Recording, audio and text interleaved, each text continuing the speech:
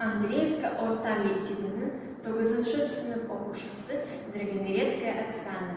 Мукагали Макатаев. Вақыт деген не өзі? Вақыт деген не өзі? Деп бастады топталасты. Бірі оны үйден іздеп, бірі қырдан ары асты.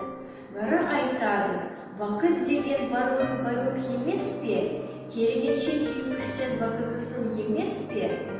Бірі айтады, жоқ, вақыт деген қолын жетпес мансап қой. Жұрттан гөрі жүрсен керек, соның өзі жақсы ат қой. Бірі айтады, вақыт деген жүріп мініп тойлау. Үсін болмай көмбейменен, қарын тойса, карта айнау. Бірі айтады, вақыт деген адал жармен перзент қой. Үттімаққа үріс келген, одан соған ермек қой. Өкілердің таласына осылаймен жолықтым.